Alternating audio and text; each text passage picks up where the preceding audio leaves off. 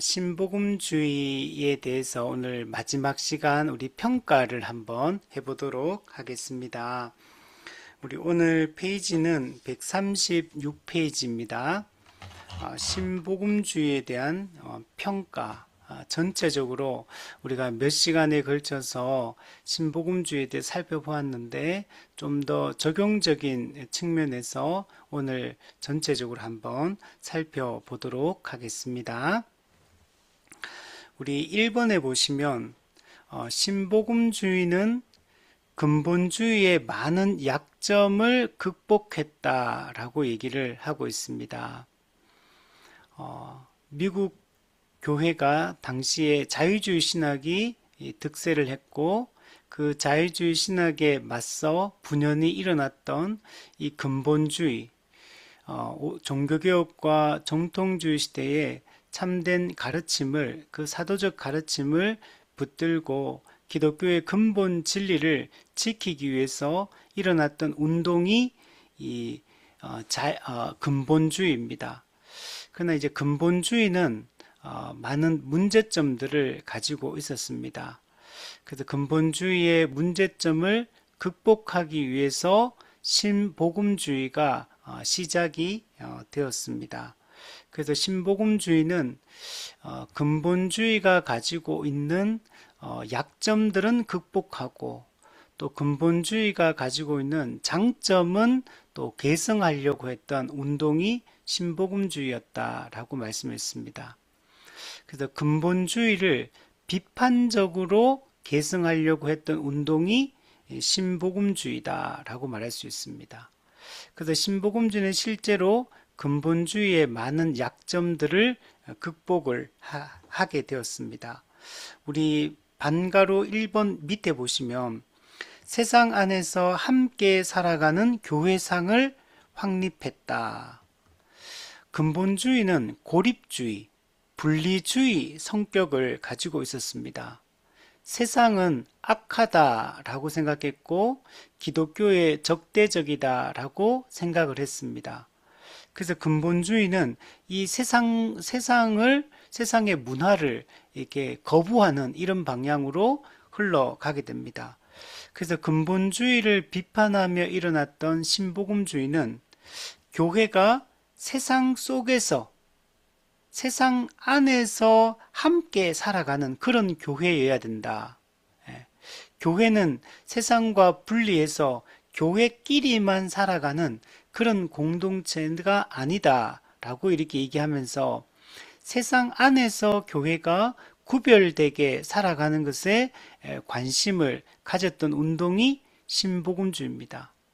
우리가 이런 측면들은 우리가 본받아야, 지금도 우리가 배우고 본받아야 될 그런 지점이라고 할 수 있습니다. 예수님께서도 세상으로부터 이렇게 도피하거나 회피하신 것이 아니고 그 세상의 한복판에서 복음을 전하시고 하나님 나라를 전파하셨습니다. 우리도 세상을 도피하는 방식으로 우리가 살아가서는 안 됩니다. 우리는 이 세상의 이 한복판에서, 이 세상의 안방에서 우리는 그리스도인으로서 구별되게 살아가는 것이 중요합니다. 그 세상에 있으면 우리가 힘든 일도 있고 또 부딪히는 일들도 있고 또 우리를 미혹하는 문제들도 있고 하겠지만 그러나 우리는 이 세상 속에서 복음의 진리를 붙들고 거룩하게 구별된 삶을 살아가는 것이 우리 기독교여야 된다. 그래서 신복음주의도 이런 것들을 추구를 했습니다. 두 번째는 지성적 학문적 노력으로 인한 많은 성과가 있었다.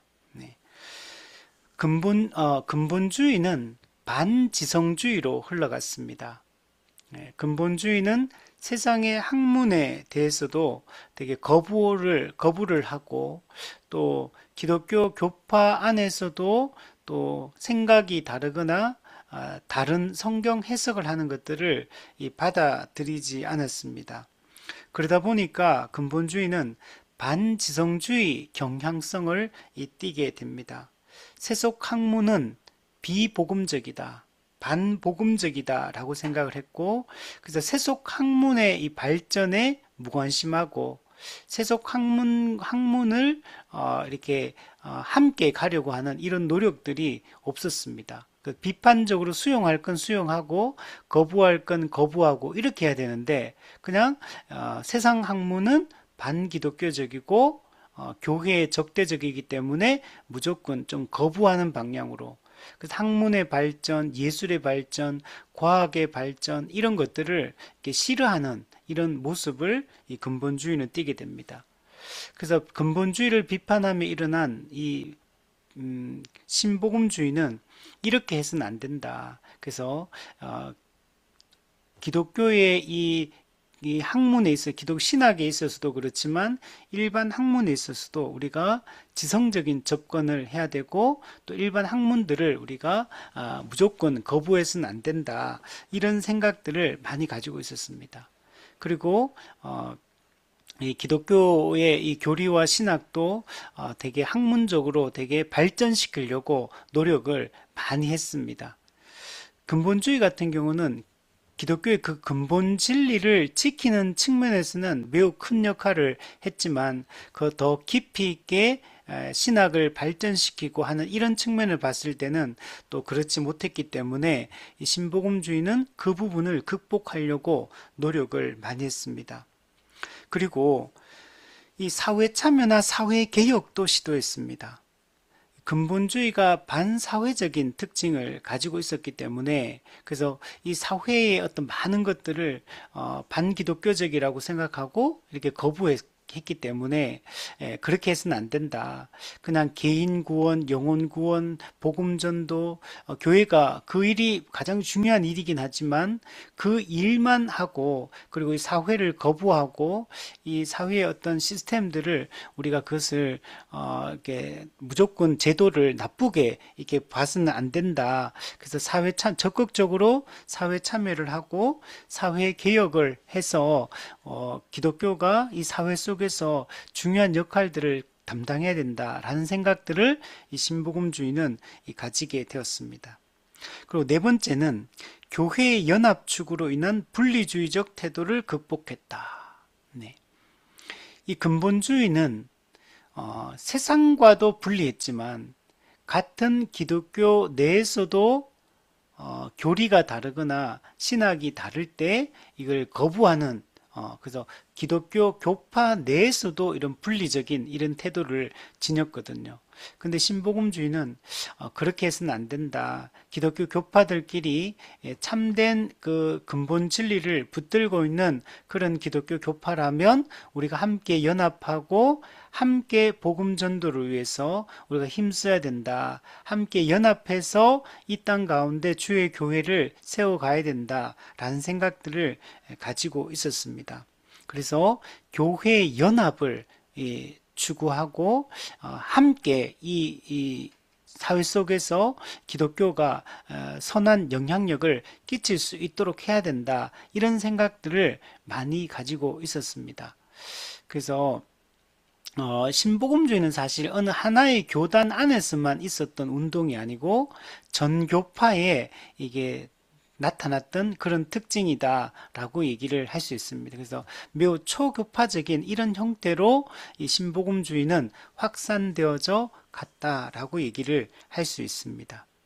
자, 이런 측면들은 신복음주의가 했던 어떤 강점이라고 얘기할 수 있습니다. 그래서 근본주의의 많은 문제점들을 이 한계를 극복했다는 측면에서 신복음주의의 분명한 그 장점이 있다라고 말할 수 있고, 신복음주의도 근본주의의 기독교 근본 진리를 지키는 이 측면에서 매우 동의하고 그 노력을 많이 했을 뿐만 아니라 또 근본주의 약점까지도 또 극복하려고 노력했기 때문에 그 신복음주의의 첫 출발이 매우 바람직한 방향으로 이렇게 설정이 되었고 올바른 방향으로 초기에 이렇게 나아갔다라는 것들을 알 수가 있습니다. 그래서 초기에 신복음주의가 걸어갔던 이 길들은 오늘 우리 교회가 또 본받아서 걸어가야 될 길이기도 하다라고 말할 수 있습니다. 자, 그러나 신복음주의는 또 많은 문제점들을 노출을 시킵니다. 그래서 오늘은 그 부분에 대해서 좀 우리가 깊이 한번 생각을 해보고, 대표적으로 신복음주의가 가진 이 문제점들이 그 신복음주의 내에서도 또 분열이 일어나거든요.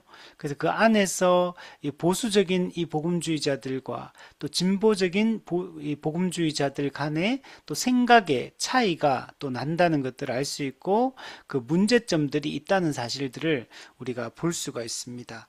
그래서 거기에 대해서 한번 이야기를 나눠볼게요. 자, 2번에 보면 근본적 교리에서의 후퇴. 우리 근본주의가 자유주의에 맞서 우리 중요한 5가지 근본 진리를 강조를 했거든요. 신복음주의도 근본주의의 그 교리적 특징들은 계승을 합니다.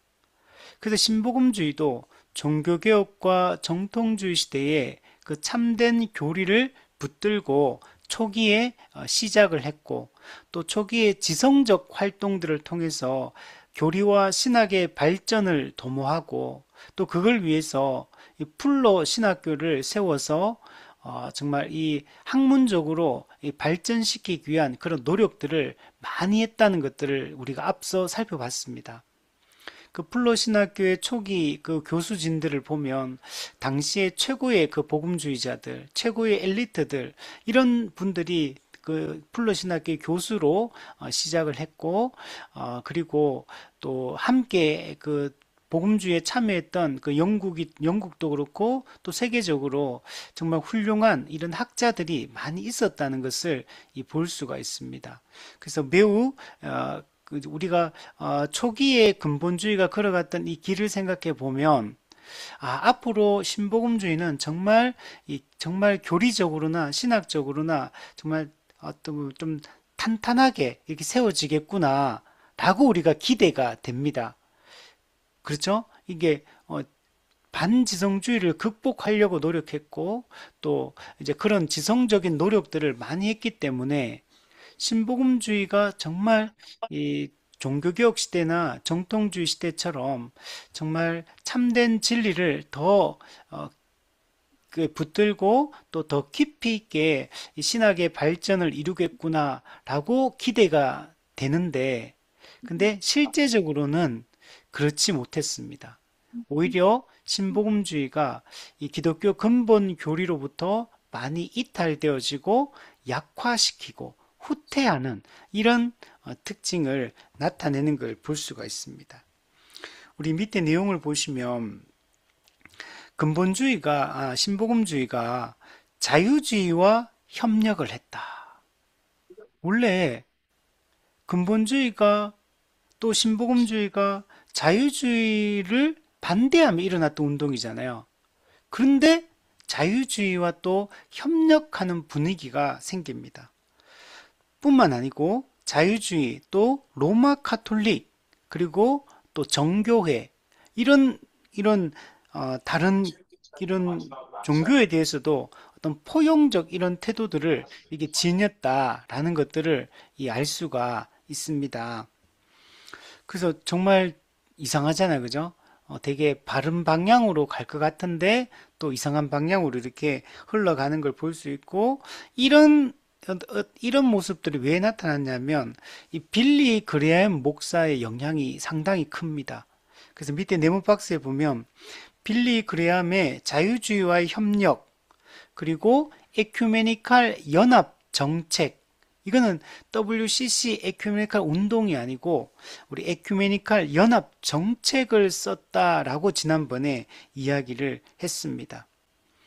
이 빌리 그레이엄이 처음 등장한 게 언제냐면 미국의 LA 집회 때, 이때가 1949년입니다. 이때 이 집회에 이 강사로 말씀을 전하면서 미국에서 전국적인 명성을 얻게 됩니다. 그 전까지는 그렇게 유명한 사람은 아니었는데 이 LA 집회 1949년, 그때 전국적 명성을 얻고 1954년 런던 집회, 영국에서 이 런던 집회에서 말씀을 전하면서 이제는 세계적인 이 어떤 복음 전도자, 어떤 세계 무대에 등장하게 되고 세계적으로 이제 이름을 알리게 되는 이 계기가 됩니다. 그리고 1957년 뉴욕 집회, 이때 이 집회를 여는데 이때 어떤 일을 하냐면 이 자유주의자들하고 협력해서 이 집회를 열게 됩니다. 이 빌리 그레이엄은 신복음주의자거든요. 복음주의자예요.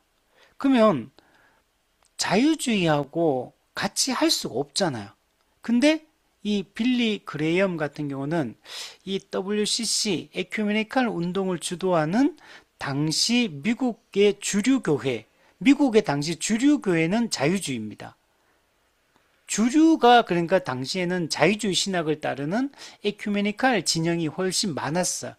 그리고 이 근본주의나 이 신복음주의를 추종하는 사람들은 오히려 그 당시로 봤을 때는 소수를 형성하고 있었거든요. 그러다 보니까 빌리 그레이엄이 당시 미국의 주류교회 이 사람들과 연합해서 이 뉴욕 집회를 열게 됩니다. 그래서 이게 여기서부터 이제 조금 신복음주의가 처음 출발했을 때하고는 조금 이제 약간 이제 원래 목표했던 거에서 조금 벗어난다는 것들을 알 수가 있습니다. 원래 신복음주의는 이 목회자들이면서도 신학교 교수들을 중심으로 되게 탁월한 복음주의 신학자들을 중심으로 처음에 이 신복음주의 운동이 일어나서 근본주의 약점을 이제 극복하면서 참된 교회가 가야 될 길들을 열어가려고 했거든요. 근데 그 학자들 또 지역교회 목회자들의 그 한계를 가지고 있었던, 그래서 빌리 그레이엄을 영입해서 더 대중화하는데, 신복음주의를 대중화하는데 빌리 그레이엄의 영향력을 이렇게 좀 활용을 해서 이 신복음주의가 더 성장하고 확산되는데 중요한 역할들을 했거든요. 이제 그러다 보니까 빌리 그레이엄의 그 영향이 상당히 컸고, 그 신복음주의 안에서도 이 빌리 그레이엄의 이런 생각들이 신복음주의도 영향을 많이 받게 됩니다. 지난번에 얘기했던 이 빌리 그레이엄이 이 대중 전도 집회, 아주 큰 대중 집회를 이렇게 여는데, 그때 강단 초청이라는 걸 한다 그랬죠. 하나의 강단에 여러 교파가 연합하자. 즉, 그런 집회 때 어떤 특정한 신학과 교리를 가진 어떤 그런 사람들만 세우지 말고 다양한 교파의 사람들을 거기에 세워서 함께 말씀을 듣고 복음 전도를 하자. 이제 이런 운동을 펼쳤던 겁니다. 그러면서 이 에큐메니칼 연합 정책을 쓰는 거예요. 그래서 자유주의하고도 협력하고 로마 가톨릭과도 협력하고 정교회와도 협력하고, 물론 이게 종교다원 그 자유주의 신학을 따르는 WCC 종교다원주의를 추구하는 이제 그거하고는 다릅니다. 그거하고는 다르지만 기독교 교파 내에서 좀 다양한 신학과 교리를 가진 그 교파들과 다 연합하는 이런 방향, 이런 에큐메니칼 연합 정책을 있었던 겁니다. 근데 복음주의자들 안에서도 다 그렇게 생각하지는 않았어요. 빌리 그레이엄처럼 다양한 교파의 사람들과 협력하자 이렇게 생각하는 사람도 있지만, 그렇게 하면 안 된다. 이게 철저하게 우리는 복음주의에 동의하는 사람들과 교류하고 복음 그 종교개혁의 그 전통을 따르는 이 교리와 신학에 좀 철저히 우리는 서야 된다. 이렇게 생각하는 사람들도 있었습니다. 그런데 빌리 그레이엄이 워낙 대중적인 사람이고 엄청난 이 영향력을 가진 사람이었기 때문에 이 전체적인 이 분위기가 신복음주의도 이런 방향으로 많이 흘러가게 되었다라는 것들을 알 수가 있습니다. 그럼 이렇게 되면 어떤 문제가 발생하냐면 자유주의, 로마 가톨릭, 또 기독교 교파 안에서도 여러 다양한 교파들이 있거든요. 근데 교리와 신학이 조금씩 다 달라요. 그러나 이제 그런데 이런 사람들과 이렇게 협력해서 뭔가를 이렇게 하게 되면 기본적으로 어떻게 되면 초교파적인 이런 이 흐름으로 흘러가기 때문에 당연히 근본 진리에서 후퇴할 수밖에 없습니다. 교리와 신학이 차이가 있기 때문에 그래서 함께 가기가 매우 어렵습니다. 교리적으로 혼란이 일어날 수밖에 없고 신학적으로 타협할 수밖에 없습니다. 그래서 실질적으로 이 빌리 그레함의 이런 태도에 대해서 많은 복음주의자들이 비판을 했습니다. 그러니까 빌리 그레함은 이 복음을 전하자. 그래서 많은 사람들에게 복음을 전하자. 복음 전도를 잘하기 위해서 좀 사소한 문제들은 좀 덮고 그냥 우리가 더 중요한 복음 전도라는 더 많은 영혼을 구원하는 일에 우리가 힘쓰자. 약간 이런 생각들을 가지고 있었기 때문에 이런 운동을 펼치게 되었습니다.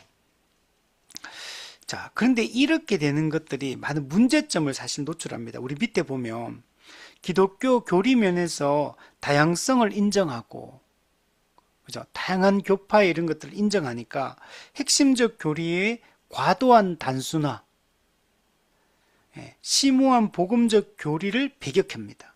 그리고 교리에 대한 무관심을 이렇게 나타내게 됩니다.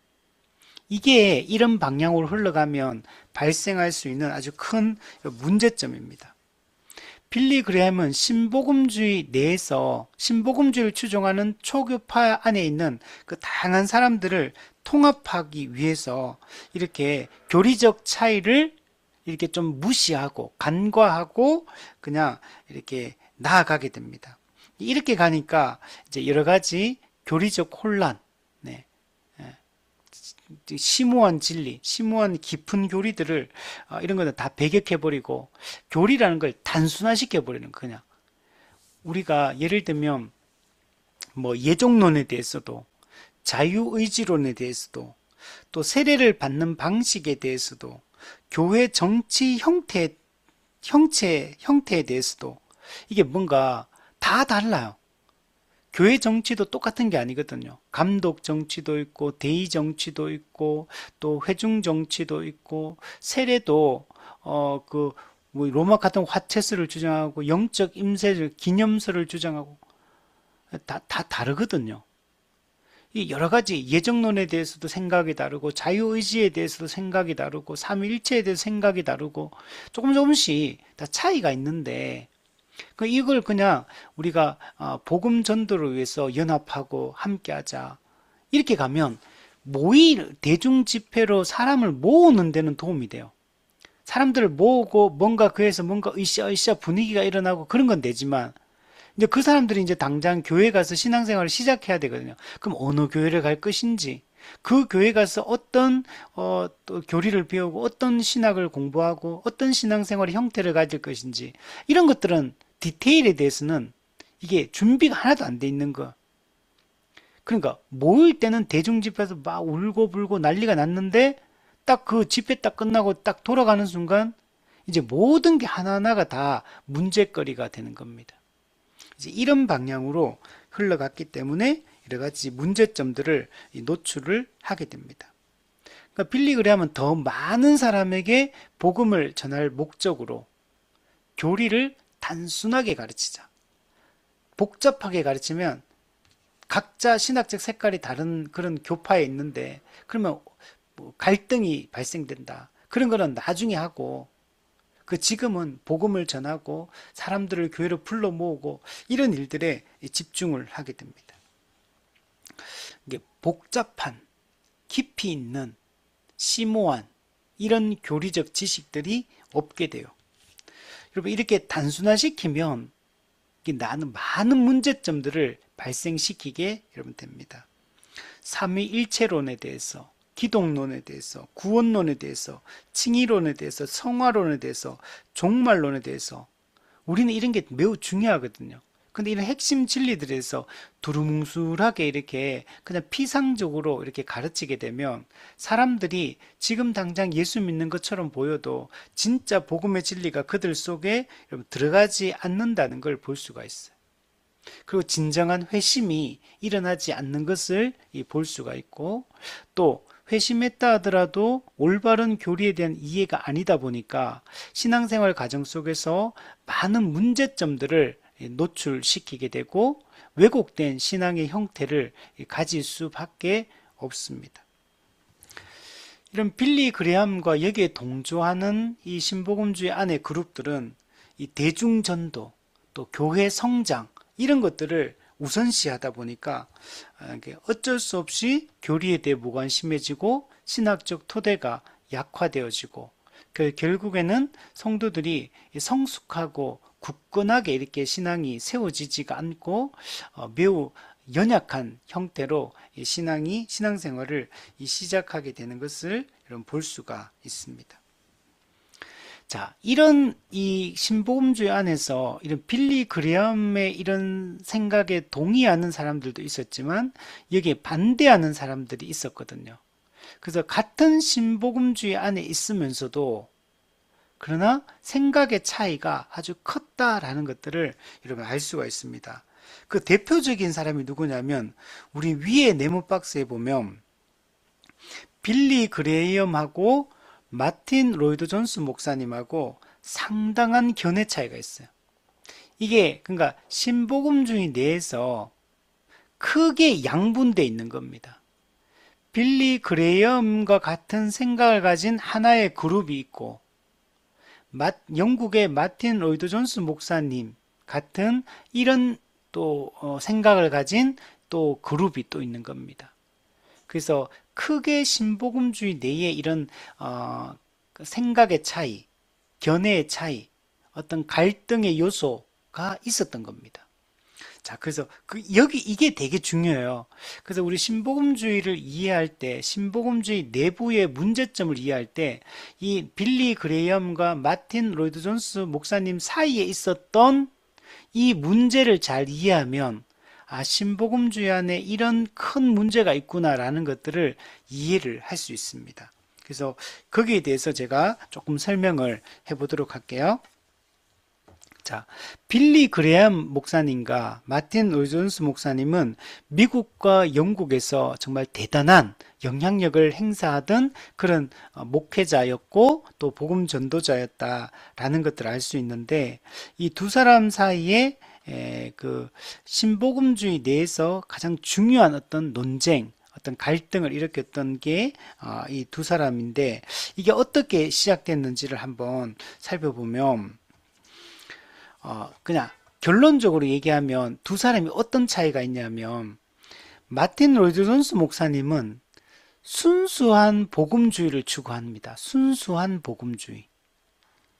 근데 빌리 그레함 목사님 같은 경우는 포용적 복음주의 또는 협력적 복음주의를 추구했어요. 협력하고 포용하자, 다양성을 인정하자 이런 쪽으로 빌리 그레함은 나갔고 마틴 로이드 존스 목사님은 순수한 복음주의, 철저하게 종교개혁과 정통주의 신학에 입각한 이런 복음주의를 추구를 했습니다. 특히 빌리 그레함 같은 경우는 자유주의, WCC, 그다음 로마 가톨릭 여기도 뭔가 협력할 수 있는 어떤 거리가 있다라고 생각했어요. 그래서 이들과 협력하려고 하고 그들과 포용하려고 하고 그들과 함께 이 복음전도를 위해서 뭔가를 해보려고 하는 이런 태도를 갖게 됩니다. 다양한 교파의 그런 신학적 차이를 넘어서 복음을 전하기 위해서 더 많은 사람들을 구원하기 위해서 우리 협력할 수 있는 어떤 지점이 있다라고 이렇게 생각했어요. 그래서 포용적, 협력적 복음주의라고 얘기하는 거고 마틴 로이드 존스 목사님 같은 경우는 당시에 기존 주류 교회가 자유주의 신학을 따르고 있었거든요. 그래서 마틴 로이드 목사님은 그들과 우리는 분리해야 된다. 복음의 순수성을 타협해서는 안 되고 교리적 신학적 그 차이를 우리가 쉽게 용인해서는 안 된다. 교회가 일치하는 거 중요하다. 그러나 그보다 더 중요한 것은 교리의 순수성을 보존하는 것이 더 중요하다라고 얘기를 하는 거예요. 교파가 달라지는 것은, 교파가 나뉘어지는 것은 어떤 교리적 신학적 차이가 있기 때문에 교파가 나뉘어지는 거거든요. 그러면은 함께 할 수 없는 교리적 차이, 신학적 차이가 있는 걸 인정하고 그래서 분리될 수밖에 없는 거예요. 그걸 인정을 해야 되는데 근데 그걸 인정하지 않으려고 하니까 마틴 노이즈 목사님은 중요한 것은 교리적 순수성이 교회가 일치하는 것보다 더 중요하다. 교리적 차이가 있고 근본적으로 문제가 있다면 분리되는 것이 맞다. 이렇게 생각하는 거. 그리고 기존의 당시 교회가 자유주의 신학을 추구했기 때문에 우리는 기존 교회와 함께 갈 수 없다. 우리는 정말 복음주의를 추구하는 새로운 기관이나 또는 교단을 만들어서 우리는 이 순수성을 지켜야 된다. 라고 이렇게 생각을 했던 겁니다. 그러니까 여러분, 교단이나 교파가 나뉘어지는 게 무조건 나쁜 게 아니에요. 그는 진리를 보존하기 위해서, 교리와 신학을 보존하기 위해서 여러분 근본적으로 이게 문제가 있다면 나뉘어지는 것이 옳은 것입니다. 자, 그래서 마틴 로이즈 목사님이 이 순수한 복음주의를 추구했던 걸 우리는 너무나 잘 이해가 되고 받아들일 수 있어요. 또 그 빌리 그레함 목사님 같은 경우도 이게 근데 이 포용적이고 협력적인 이런 어떤 방식을 취하는 이유가 뭐냐면 영혼 구원을 위해서 또 이렇게 하는 거예요. 더 많은 영혼을 구원하고 더 많은 사람들에게 복음을 전하기 위해서 하는 거예요.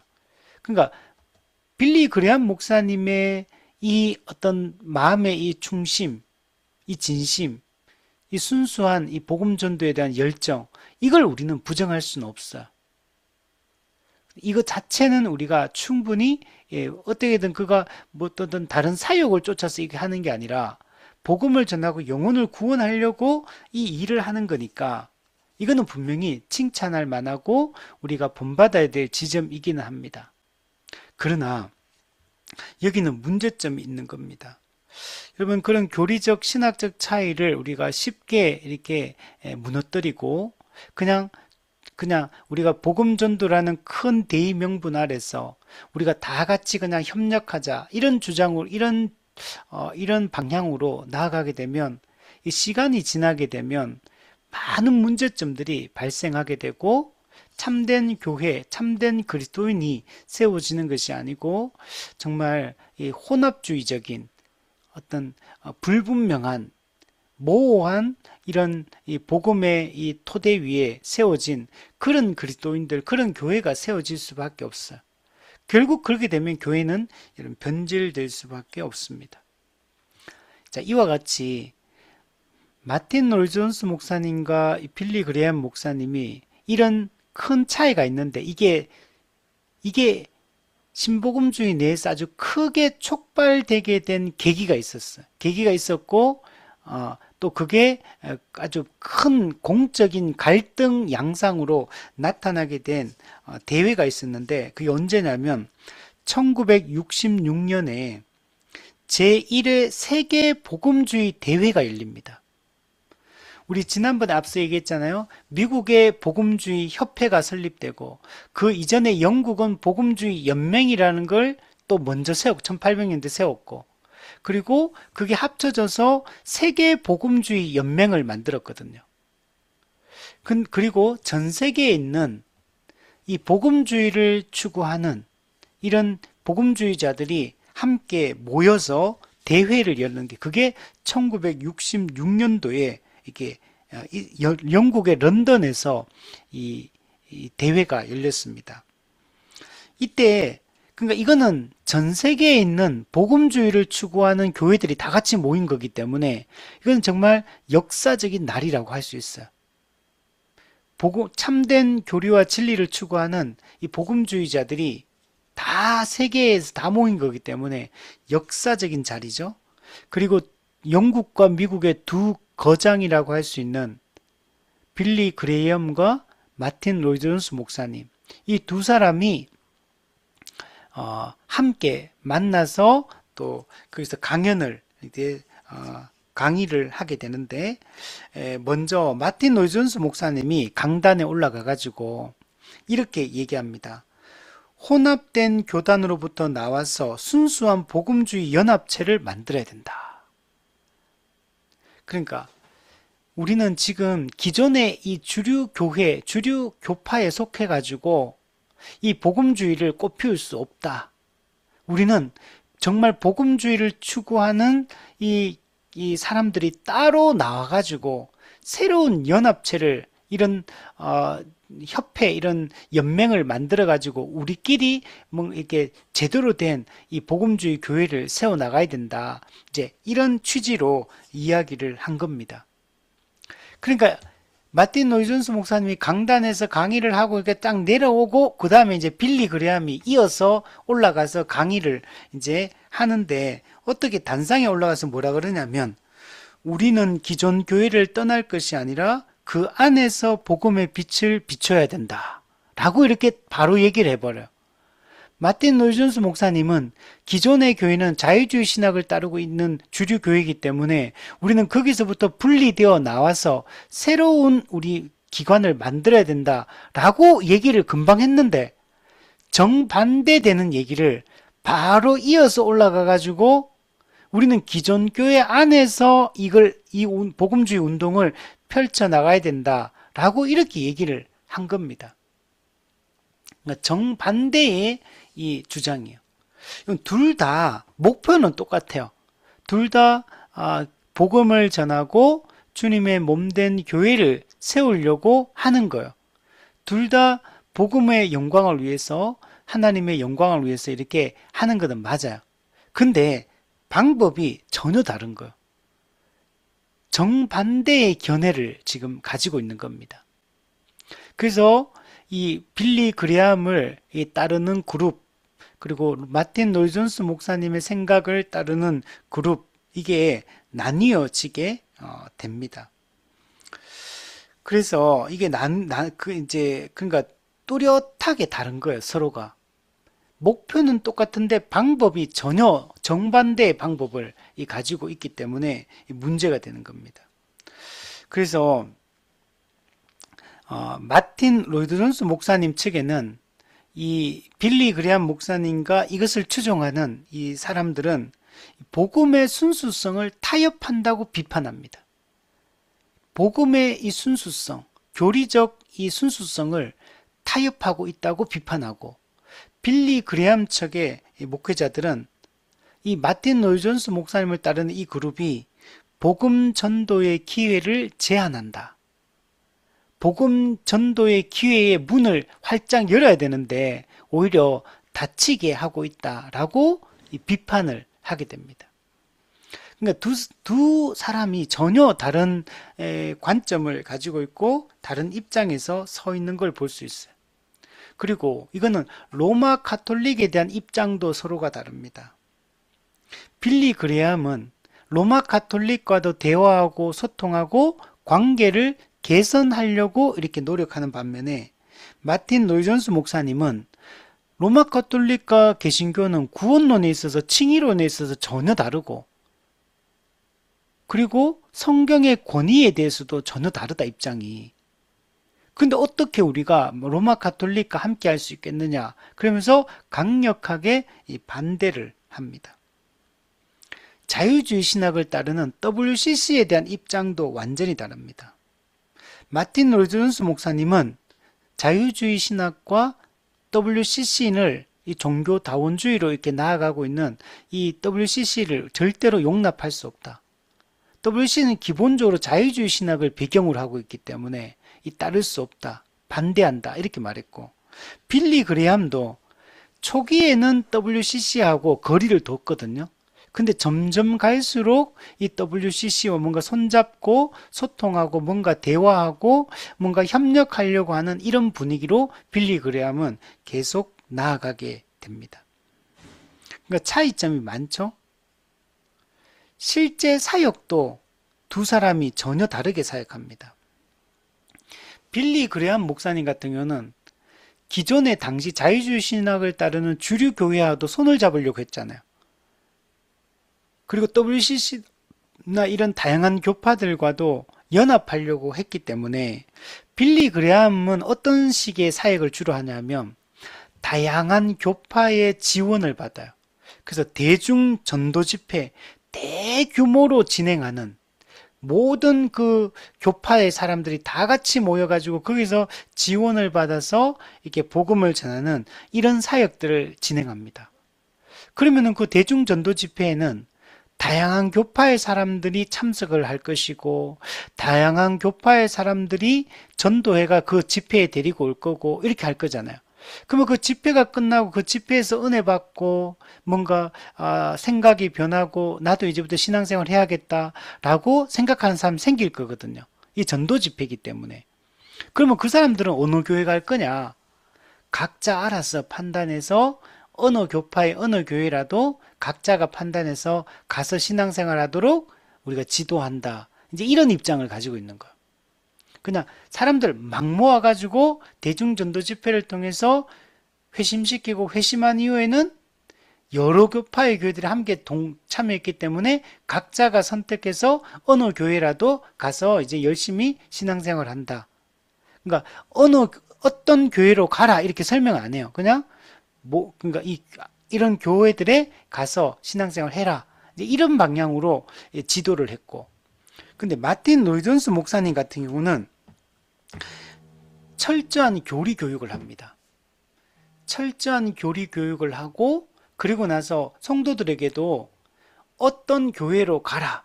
이 복음주의를 올바르게 추구하는 가르치는 이런 교회로 가서 신앙생활을 해라 라고 이렇게 지도를 하게 됩니다. 그래서 건전한 복음주의 교회로 이렇게 연결시켜주는 작업을 합니다. 그러니까 빌리 그레함 목사님의 이 사역 방식과 마틴 로이드 존스 목사님의 사역 방식이 완전히 다르다는 것들을 알 수가 있습니다. 이게 현재도 우리 한국 교회도 우리 생각해 보면 이 두 가지 방식이 이게 이루어지고 있다라고 볼 수 있어요. 어떤 예를 들면 연합 수련회를 한다. 뭐 청년 수련회, 중고등부 수련회 이런 걸 할 때도 수련회 방식이 이런 빌리 그레함식의 이런 수련회 방식이 있고 마틴 로이드 존스 목사님 형식의 수련회가 있고 교회도 빌리 그레함 목사님의 형식의 이런 방식으로 교회를 사역하는 교회가 있고 또 마틴 로이드 존스 목사님의 방식으로 교회를 또 이끌어가는 이런 방식이 있고 이게 크게 다르다, 차이가 난다라는 것들을 우리 볼 수가 있습니다. 그래서 저는 기본적으로 이 마틴 로이드 존스 목사님의 이 생각이 저는 옳다고 생각합니다. 예, 그냥 사람을 무작정 많이 모아서 그리고 그런 교리적 신학적 이런 깊이 있는 것들은 가르치지 않고 지나치게 교리를 단순화시켜서 이렇게 가르치고 그래서 누구든지 아무나 빨리 이렇게 교회에 오고 빨리 성장하고 빨리 이렇게 뭔가를 결과물을 만들어내는 이런 방식으로 하면 처음에는 이게 되게 사람들을 빨리 모을 수 있는데 뒤로 갈수록 이 사람들은 제대로 배우지 못하고 제대로 된 건전한 교회에서 생활하는 게 아니기 때문에 반드시 이거는 나중에 문제점이 될 수 있고 교회적으로도 매우 이제 교리적 토대가 매우 약한 교회가 될 수밖에 없고 성도 개개인도 매우 연약한 이런 미성숙한 이 성도들을 양산하게 되는 이런 방향으로 갈 수밖에 없어요. 그래서 기본적으로 이 마틴 로이드 존스 목사님의 이 방식이 저는 옳다고 생각이 들고 그러나 또 빌리 그레함이 복음 전도를 또 열심히 하려고 했던 이 측면들은 우리가 또 분명히 본받아야 될 지점이다 라고 생각이 됩니다. 우리 밑에 보면 네모 박스 안에 보시면 깊은 복음적 교리에 대한 탐구나 진지한 성경적 설교가 축소되고 세상 문화에 잠식당한 채 사적, 내면적, 치료적 방향으로 경도되었다. 또 성경 진리에 대한 무지가 확산되었다. 네, 우리 신복음주의는 이런 깊은 복음적 교리에 대한 탐구 그리고 가르침이 매우 약합니다. 진지한 성경적 설교, 교리적 설교가 축소가 됩니다. 그러니까 설교 시간도 짧아지고 설교의 내용도 그 깊이도 신학적인 깊이가 없어지게 됩니다. 그래서 사람들이 듣기 좋고 쉽게 그냥 가볍게 들을 수 있는 또 되게 감정적인 이런 설교, 감성적인 설교 이런 설교로 나아가게 됩니다. 그리고 세상 문화가 교회 안으로 이제 잠식해 들어와서 교회 안에 이 세상적인 이런 교회만의 그런 문화를 형성해야 되는데 이 세상 문화가 교회 속으로 들어와서 전통적으로 교회가 가지고 있던 교회만이 가지고 있는 그 문화들이 다 이제 무너지고 사라지게 되고 이 세상이 교회 안으로 들어오는 이런 문제점들이 발생하게 됩니다. 그리고 신앙도 깊이 있는 어떤 성경 해석, 체계적인 성경 연구, 신학 연구 이런 거에 대한 관심은 줄어들게 되고 주로 되게 이렇게 어떤 감동적인 메시지 또 어떤 실제 삶에서 뭔가 실용적으로 도움이 되는 어떤 것들 그리고 정말 이게 실생활과 뭔가 관련된 어떤 도움되는 이야기 이런 것들을 이제 듣기 원하는 이런 분위기로 흘러가게 됩니다. 그러니까 객관적인 이 진리, 이 교리를 배우고 하나님에 대해서 알아가고 교회와 또 세상에 대한 올바른 이 성경적 지식을 알아가고 이런 것보다는 되게 사적이 개인적인 신앙 그리고 밑에 보면 내면적 어떤 치료적 방향 이런 방향으로 이해를 하기 시작합니다. 그러니까 이제 신앙생활이라는 게 어떤 공적인 영역 또 공동체적 신앙생활 이런 것은 다 사라지고 다 개인주의적 신앙생활 그리고 사적인 신앙생활 신앙생활이 어떤 공적 영역에서 사적 영역으로 이렇게 축소되고 밀려나게 됩니다. 교회 중심의 이런 공동체적 신앙생활이 아니라 매우 개인주의적인 이런 신앙생활로 바뀝니다. 그리고 교회의 어떤 공적인 차원의 역할, 사회적 역할 이런 것은 다 약화되어지고 하나님과 나와의 어떤 개인적인 만남, 개인적인 신앙생활 이런 쪽으로 자꾸 흘러가게 됩니다. 어떤 나의 필요, 개인적 필요 이런 데 관심을 갖고 어떤 역사적 사명, 교회가 이 땅 속에서 해야 될 일 이런 것들에 대해서는 무관심한 이런 방향으로 매우 사적이고 내면적이고 치료적인 어떤 죄로부터 구원 이런 개념이라기보다는 어떤 상처받은 나를 어떤 치유하는 이 세상에서 뭔가 감정적으로 위로받는 이런 메시지 이런 교회의 신앙의 분위기로 이렇게 흘러가게 되는 것. 그리고 그러니까 뭐 어떤 죄, 뭐 하나님의 진노, 구원, 회개, 천국, 지옥 이런 메시지들은 이제 약화되어집니다. 그러니까 전부 다 뭐 나의 감정, 뭐 상처 치유, 뭐 이런 정서적인 안정, 뭐 자아 실현, 뭐 주관적인 어떤 느낌, 뭐 이런 쪽으로 교회가 이제 신앙이라는 게 뭐 이런 것과 관련된 어떤 것으로 신앙이 축소되어 버리는 이런 경향성을 여러분 띠게 됩니다.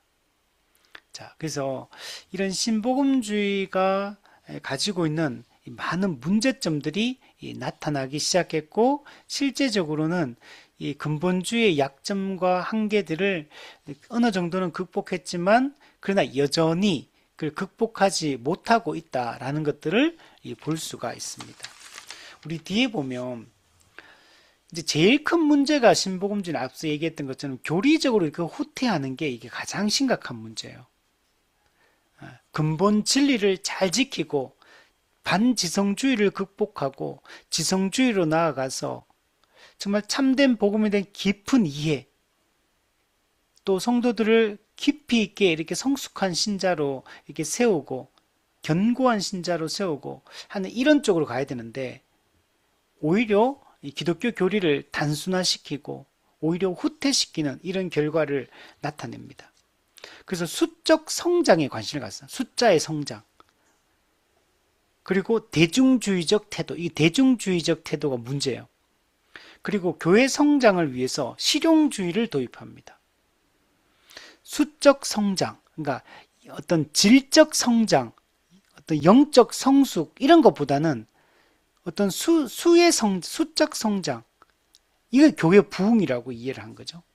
그리고 대중주의적 태도, 이 복음과 교회가 되게 대중주의로 흘러가고 또 실용주의적 이 접근 이런 것들이 문제가 됩니다.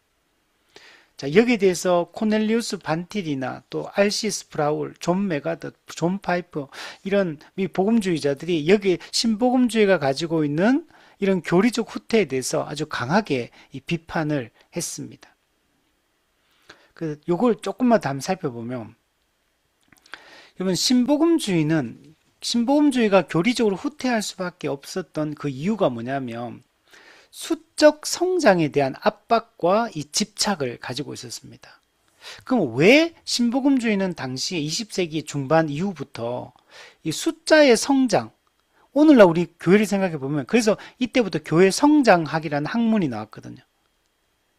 그래서 교회가 빨리 부흥한다는 게 우리 뭡니까? 숫자 늘어나는 걸 우리 부흥과 동일한 의미로 지금 받아들이고 있잖아요. 근데 원래 부흥이라는 개념은 수적 성장하고 아무 상관이 없거든요. 영적 성숙을 얘기하는 건데, 근데 이제 수적 성장이 곧 부흥이다. 이제 이런 성장학으로 흘러가게 됐거든요. 왜 그렇게 그럼 됐냐? 20세기 중반부터 급격한 세속화가 이루어집니다. 세속화. 그리고 타종교가 엄청나게 확산합니다. 불교, 이슬람, 힌두교, 유대교, 이런 무신론자, 불가지론자, 이런 다양한 종류의 이 타종교들이 막 확산되지. 세속주의의 물결은 점점 더 급격하게 밀려오지. 기독교의 교세는 점차 이제 줄어들고 있고 이러니까 이 압박을 받는 겁니다. 그래서 교세 확장과 또 세상에 대한 교회의 영향력을 약화되고 있다. 그래서 위기의식을 느끼고 교회가 빨리 성장해야 된다. 그리고 교회의 영향력을, 이 세상 속에서 교회의 영향력을 나타내야 된다. 이제 이런 위기의식 가운데서 수적 성장에 몰두를 하게 됩니다. 그래서 어떤 교회가 예를 들면 교회가 부흥한다, 교회가 성공한다라고 할 때 옛날에는 어떻게 생각했냐면 질적으로 성장한다, 영적으로 성숙한다, 신학적 깊이가 더하고 성도들이 이 하나님을 아는 지식이 더하고 하나님과의 교제의 깊이가 더하고 이런 것들이 성장이다, 성숙이다, 성공이다 이렇게 생각했는데 근데 지금부터는 그게 아니고 교회 숫자가 얼마나 늘어나느냐 이게 모든 것을 결정하는 이제 기준이 되어버렸어요. 오늘날에도 우리 마찬가지예요.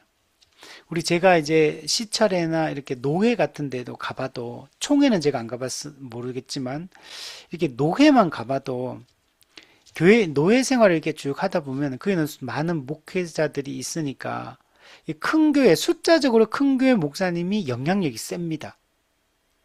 교회가 작은 교회 목회자들은 영향력이 약해요. 그리고 저같이 이렇게 개척교회나 작은 교회 이렇게 전도 목사는 아예 투표권도 없어요. 그냥 전도 목사는 그냥 노회 가면 진짜 이게 아무런 영향력이 없어요. 근데 정말 더 훨씬 인격적으로도 성숙하고 더 잘 가르치고 더 잘해도 그냥 숫자가 깡패인 겁니다. 그냥 숫자가 교회가 얼마나 규모가 크냐가 모든 걸 결정해요. 부목사 숫자가 많은 교회가 결국에는 가장 강력한 영향을 행사해요. 그리고 그 큰 교회들이 또 어떻게 되냐면 그 노회에 재정적 지원도 많이 해요. 그 큰 교회들이 노회가 다 이제 어려움 재정이 필요하니까 큰 교회들이 재정을 많이 내요. 무슨 행사가 있다 그러면 큰 교회들이 돈을 얼마씩 많이 내요. 그 지원을 해서 노예 행사를 할 수 있도록 하기 위해서. 그럼 조금 중형 교회는 조금 적게 내고, 그냥 작은 교회들은 이제 낼 여력이 안 되니까 못 내고, 이제 이렇게 되거든요. 그러니까 영향력이 숫자가 모든 것을 결정하는 영향력처럼 실제로 보여요. 그래서 이게 여러분, 이게 신복음주의가 이제 이런 방향으로 갔기 때문에 당연히 교회는 교리적 후퇴, 예, 깊이 있게 가르치고 잘 가르치고 이렇게 하는 것에 대한 관심이 떨어질 수밖에 없어요. 또 두 번째는 대중주의적 이 태도, 이 대중주의가 이제 문제입니다. 복음의 급속한 확산을 위해서 이 대중의 취향, 대중의 선호도 여기에 맞추려고 하는 거예요. 사람들이 듣고 싶어 하는 메시지, 사람들이 이해하기 쉬운 내용, 뭔가 좀 교리적으로 깊이 있는 내용을 하면요. 어려워요. 못 알아듣겠어요. 좀 그런 얘기 하지 말고 좀 쉽게 얘기해 주세요. 단순하게 얘기해 주세요. 사람들이 계속 이렇게 요구를 하거든요. 근데 우리는 그렇게 가면 어떻게 되냐면 점점 더 참된 복음의 가르침에서 멀어질 수밖에 없어요. 그러니까 전도를 빨리 해서 교회를 성장시키려고 하다 보니까 사람들이 조금이라도 어렵다 싶은 얘기 자꾸 어렵다라고 말하고 못 알아듣겠다 얘기하고 자꾸 그러니까 쉬운 내용, 사람들이 좋아하는 내용, 사람들이 좀 싫어하는 내용 안 전하려고 하는 이런 속성을 여러분 가질 수밖에 없습니다. 그리고 뭔가 교리적이고 신학적이고 뭔가 이렇게 지성적으로 접근하면 어렵게 느끼고 그러면 뭔가 마음에 와닿지 않는다 그러고 감정적으로 뭔가 호응할 수 있는 거 그런 설교, 그런 예배 뭔가 감성적으로 터치해 줄 수 있는 이런 메시지나 이런 예배의 형식을 이게 선호하는 이런 흐름을 갖게 돼요. 이렇게 하는 이유가 빨리 성장해야 되기 때문에 수적 성장을 하려면 사람들이 싫어하는 거 하면 사람들이 안 올 거잖아요. 사람들이 부담스럽고 좀 어렵다고 느끼면 사람들이 안 오잖아요. 그러니까 사람들에게 맞추려고 하는 거. 쉽게 들을 수 있는 거, 좋아하는 메시지, 부담 없이 들을 수 있는 이야기, 뭔가 감성적으로 뭔가 내 마음을 위로해주는 이야기, 이런 것들을 좋아하게 돼 있어요. 그래서 교회에서 멀어지게 하는 요소들을 다 제거시키기 시작합니다. 어려운 신학적 내용, 또 죄, 심판, 지옥 이런 메시지, 그리고 회심이나 헌신을 요구하는 거, 이게 뭔가 봉사하고 뭐 헌신하고 뭐 이렇게 뭔가 의무를 얘기하는 이런 거 다 싫어합니다. 헌금 싫어하고 또 뭔가 배우라 그러면 양육반 이런 것도 싫어요. 그냥 편안하게 부담 없이 다니는 교회를 이렇게 선호하고 편안 없이 뭔가 그래도 감동적인 뭔가 얘기를 또 듣고 싶고 위로받고 싶고 이런 것들을 추구하는 방향으로 이 대중주의적인 이런 태도를 신복음주의는 갖게 됩니다. 그리고 이렇게 하려고 하니까 어떻게 하면 실용주의를 도입할 수밖에 없어요. 그러니까 진리를 전하는 것에 관심이 있는 게 아니고 이게 진리이냐가 중요한 게 아니고 이게 효과적이냐. 사람들이 교회에 정착하고 사람들이 교회에 오고 사람들이 많이 오고 교회에 눌러 앉는데 이 도움되냐 안 되냐. 사람들이 이게 선호하느냐 선호하지 않느냐. 이제 이런 것들이 추구하기 시작해요. 그러니까 실용적인 거, 효과적인 거, 교회가 성장하는데 효과적인 거, 도움되는 거. 이게 교회 성장이 모든 것을 이제 잡아먹어 버렸어요. 그래서 이 실용주의를 도입을 합니다. 그러니까 교리적으로 순수하냐, 옳으냐, 그러냐를 따지지 않습니다. 신학적으로 정확하냐, 정확하지 않냐 이런 것보다는 이런 것들은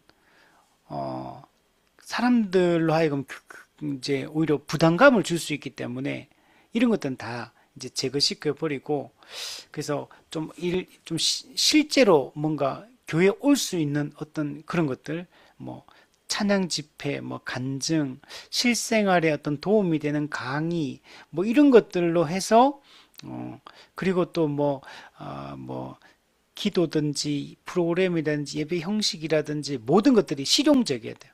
뭔가 예배도 물 흐르듯이 매끄럽게 흘러가는 예배, 뭐 이런 걸 좋아하죠. 뭔가 흐름이 끊어지는, 옛날에는 예배 때 인도자가 있죠. 인도자, 사회자, 인도자, 예배를 인도하는 사람 있잖아요. 근데 그런 것도 요즘은 다 없애버려가지고 그냥 물 흐르듯이 앞에서 탁 뭐 기도하고 나면 탁 목사님 올라오고 목사님 딱 내려가면 또 뭐 탁탁탁탁 뭔가 물 흐르듯이 자연스럽게 콘티에 따라서 이제 쫙 이렇게 짜여진 예배, 기획된 예배, 뭔가 조금이라도 뭔가 이렇게 뭔가 흐름이 끊어지는 이런 것들은 다 제거하고 이렇게 뭔가 자연스러운 예배, 이런 것들을 추구하는 이런 방향으로 흘러가게 됩니다. 그러니까 이렇게 하려고 하다 보니까 이제 마케팅 기법이 들어오는 거예요. 마케팅. 교인은 소비자고 예배나 프로그램이나 설교나 이런 건 상품이에요. 그래서 상품을 고객에게, 소비자에게 잘 판매를 해야 되는 거죠. 그러니까 그렇게 하려면 고객 만족을 시켜야 되겠죠. 성도들이 좋아하는 고객 만족, 사람들이 사고 싶은 뭔가를 만들어내야 되죠. 그래서 이런 방향으로 가게 됩니다. 그리고 이런 사람들의, 현대인들의 마음을 이렇게 사로잡으려면 최신 트렌드를 따라야 된다. 그리고 현대적인 감각이 있는 예배, 현대적 감각을 이렇게 감각을 보여주는 이런 어떤 프로그램, 이런 걸 추구하게 돼요. 이런 게 교회 경쟁력이라고 생각하거든요.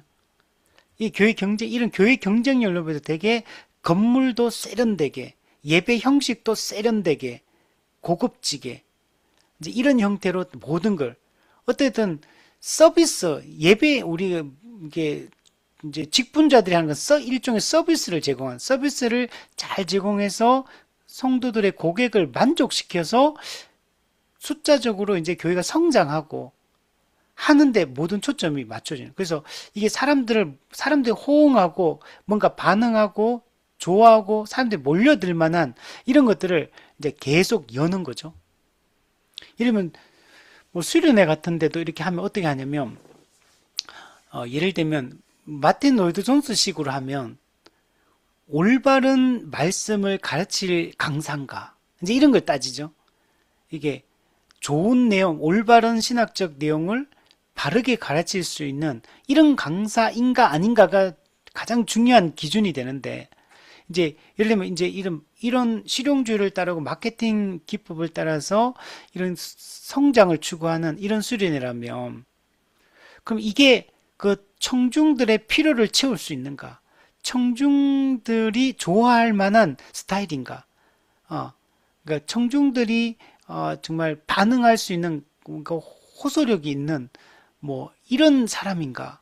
그러니까 유머도 할 수 있고 재밌고 지루하지 않으면서 그러나 또 은혜도 되고 감동도 되면서 이 모든 것들을 충족시킬 수 있는 이런 사람을 이제 찾게 되는 거죠. 이게 교회도 똑같아요. 교회도 만약에 교회에서 부흥회나 사경회를 한다 그러면 그 강사가 이제 그런 종류의 강사들을 이제 부르는 거죠. 말씀을 잘 전하고 잘 가르치고 참된 회심을 이끌어내는데 초점이 가 있지 않기 때문에, 이게 이 사람이 이거 먹힐 만한 사람인가, 이 사람이 이 강사를 불렀을 때 성도들이 좋아할 만한, 그들을 위로해주고 그들의 필요를 채워줄 수 있는 이런 사람인가, 이제 여기에 초점이 맞춰져서 모든 강사를 섭외도 하고, 또 교회 프로그램도 똑같아요. 프로그램도 이게 필요한 거냐. 예를 들면 예전에 제 어느 교회 청년부에서 했던 걸 얘기를 들었는데, 방학 기간 동안에 그 이제 양육 프로그램을 여는데 뭘 하냐면 자소서를 잘 쓸 수 있도록 도와주는 강사를 부른다 하더라고요. 그러니까 이제 취업을 해야 되는데 자기소개서를 잘 쓸 수 있도록 전문 강사를 섭외해가지고 이제 방학 기간 동안에 이제 청년들한테 그걸 강의를 한다. 이제 이렇게 얘기하더라고요. 예를 들면 그렇다는 거. 모든 게 실용적이어야 되고 현실의 내 삶에 뭔가 유익한 도움을 주는 어떤 내용, 강의 이런 것들을 추구하는 방향으로 이렇게 간다는 거죠. 자, 근데 이런 것들은 우리가 교회가 해야 될 일은 아니죠, 사실은. 자, 그리고 이렇게 되다 보니까 이 모든 게, 자 보세요. 수적 성장, 대중주의, 실용주의, 마케팅 기법, 이렇게 전부 다 교리적 후퇴를 가지고 올 수밖에 없는 방향성이에요. 그리고 여기에 이제 마케팅 기법 속에서 이제 미디어 활용, 미디어를 어떻게 잘 활용해서 사람들에게, 사람들을 마음을 이렇게 불러일으킬 것인가. 그래서 되게 자극적이고 즉각적으로 만족을 줄 수 있는 이런 미디어 활용을 합니다. 지루하고 재미없는 이 전통적인 예배보다는 짧고 임팩트 있는 어떤 메시지, 또 시각적 효과, 음악적 어떤 요소를 통해서 감정을 자극하고, 그래서 감동을 주는 예배. 그래서 뭔가 예배를 마치고 딱 나올 때는 참 잘 기획된 공연을 보고 온 느낌. 아, 정말 만족스럽다. 참 이게 뭔가 들을 만한 거였다. 뭐 이런 기획된 이런 예배를 추구하는 방향으로, 이렇게 교회 전체가 이런 방향으로 흘러가게 여러분 되는 거죠. 자, 이게 신복음주의 이런 방향으로 갔기 때문에 당연히 이제 교리적으로는 후퇴할 수밖에 없고, 왜? 이렇게 하면 대중들을 만족시킬 수 없거든요. 어려운 신학적 얘기 이런 것들 안 되거든요. 그래서 그런 것들은 이제 다 사라지고 아주 가벼운, 그리고 단순한, 그리고 임팩트 있는 뭐 이런 방향의 이런 방향으로 메시지나 모든 프로그램들이 진행이 됩니다. 우리 뒤에 보면 대중주의나 반지성적 태도로 우리 신복음주의는 흘러가는데, 대중주의적 전도, 그리고 에큐메니칼 연합 정책, 이 영향과 또 복음주의 내부의 혼란과 분열로 지성적 참여적 기독교 건설의 복음주의 정신은 약화되고 대중주의의 문제점만 노정됐다면 드러냈단 말이에요. 예. 이게 원래 신복음주의가 처음에 등장할 때 추구했던 거하고는 전혀 다른 방향으로 지금 흘러가고 있다는 걸 알 수가 있습니다. 올바른 방향으로 가는 게 아니에요. 원래는 지성적이어야 되고 또 사회 참여적이어야 되고 정말 이런 방향으로 갔어야 되는데, 오히려 대중주의로 흘러가면서 오히려 정반대의 방향으로 이렇게 흘러가는 것을 볼 수 있습니다. 우리 대중주의에 대해서 조금만 더 얘기해 보면, 신복음주의는 이 대중주의를 추구하는데 진리가 왜곡되고 타협합니다. 사람들의 기호에 맞추다 보니까 참된 성경의, 원래 성경이 강조해야 될 메시지는 강조가 안 되고, 사람들이 좋아할 만한 위로의 메시지, 뭐 이렇게 축복의 메시지, 뭐 이런 것들만 강조가 돼요. 두 번째, 신앙이 그렇다 보니까 제대로 된 걸 못 배우고 제대로 된 방향성을 못 가지다 보니까 매우 피상적인 신앙생활, 또 신앙의 깊이가 다 상실돼 버려요. 뭐 어떤 조금만 어떤 신학적 얘기를 해도 못 알아들어요. 이게 뭔지를 몰라요. 그러니까 어떤 신앙적 깊이가 다 사라져 버리는 거예요. 조금만 어려운 얘기해도 못 알아들으니까. 그러니까 매우 문제점이 많은 기독교. 교리를 지나치게 단순화시켜버리고 신앙의 토대가 약화되다 보니까, 그러니까 제대로 된 회심한 그리스도인들보다는 매우 연약한, 회심하지 않거나 또 매우 영적으로 미성숙한 이런 어린아이 같은 그리스도인들만 양산하는 이런 문제점들을 도출을 하게 됩니다. 그러니까 그런 성도들이 이 사회 속에서 그리스도인이다. 그러나 외적으로 볼 때는 다 어떤 교회 안에 깊이 들어와 있는 사람들이다 보니까 이 사회에 미치는 영향을 보면, 그리스도인인데, 말은 그리스도인인데 생활이나 생각이나 태도는 전혀 미성숙한 이런 사람들로 나타나다 보니까 사회로부터 욕을 먹게 되고, 그러다 보니까 전체적인 기독교에 대한 이미지는 추락하게 되고, 그러니까 이제 교회 바깥에 있는 사람들은 교회를 욕하게 되고, 그러나 교회 안에 있는 그 당사자들도 다 미성숙하다 보니까 미성숙한 태도로 일관하고, 그러니까 교회는 전체적으로 무너지는 양상이 나타나게 된 겁니다. 또 소비자 중심의 이 왜곡된 교회관, 이 마케팅 교회의 아주 특징이죠. 이런 게 정말 문제입니다. 순종하는 제자로 만들어야 되는데 만족시켜야 될 고객으로 이제 생각을 하다 보니까, 이제 말은 교인인데 전혀 성경에서 얘기하는 비용 계산하는 제자가 아닌, 그냥 아주 영적 어린아이로 늘 떼쓰는 어린아이 같은 이런 미성숙한 그리스도인들만 양상을 하게 됩니다. 영적 권위는 또 약화됩니다. 목사조차도, 목회자조차도 어떤 예언자적, 선지자적 태도를 가지고 죄를 책망하고 또 회개를 촉구하고 또 은혜를 강조하고 또 이런 걸 가르치는데 힘써야 되는데, 목회자가 성도들을, 고객을 만족시키는 어떤 서비스하는 그런 사람으로 이 전락을 해버리는. 그리고 또 교회 안에는 세속화가 아주 급격하게 이루어집니다. 왜냐하면 복음의 깊이가 없다 보니까 그냥 세속주의에 쉽게 물들어 버려요. 그 이중적이고 외식적인 그리스도를 양산하게 되거든요. 깊이 있는 이 교리적 이해가 없다 보니까 하나님과의 교제도 없을 수밖에 없고, 그러다 보니까 그냥 이 세상에서 그냥 성장하고 뭐 세상에서 잘 되는 거 이런 것만 생각하다 보니까 세속화, 문화적 동조, 그리스도인들이 세속 문화에 그냥 쉽게 동조해버려요. 전혀 세상과 구별되지 않습니다. 이 문화적 트렌드를 그냥 따라가는 그리스도인이 돼버린 거죠. 또 건전한 회심을 방해합니다. 대중주의는.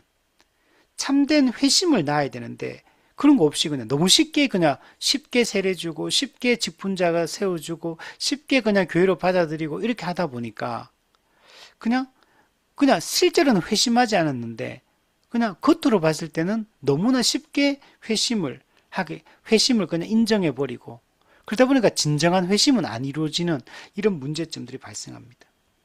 그래서 오늘날 우리 많이 염려하는 게 교회 안의 불신자, 이 문제가 심각해지는 거예요. 원래 교회는 불신자도 물론 섞여 있죠.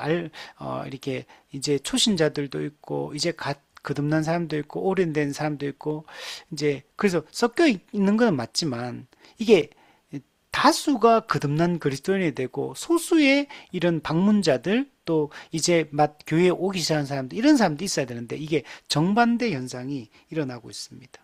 그래서 진정한 회심을 이 대중주의는 방해를 합니다.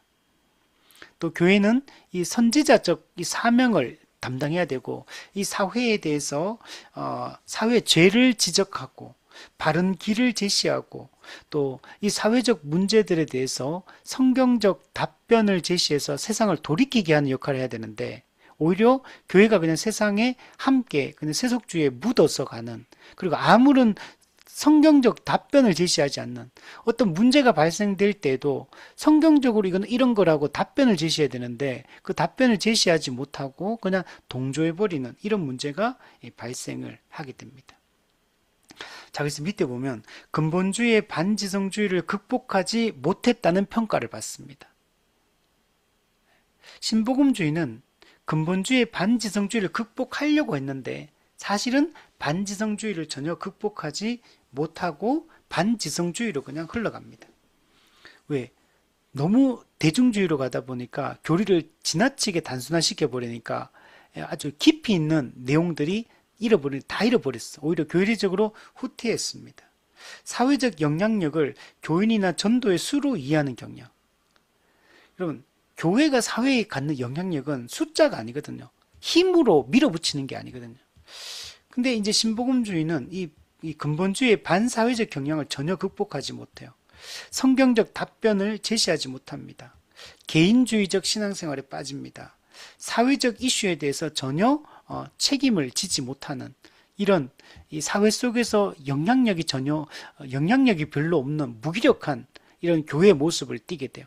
그러니까 교회가 어떤 식으로 이제 이렇게 하냐면은 그냥 힘으로 밀어붙이려고 해요. 세상 사람들이 힘으로 밀어붙이듯이 교회도 숫자로 밀어붙이고, 교회가 가지고 있는 자원, 교회 안에도 정치인도 있고, 기업가도 있고, 돈 있는 사람도 있고, 그러니까 사회적 힘, 이 정치적 힘, 이런 걸로 기독교의 영향력을 나타내려고 하는.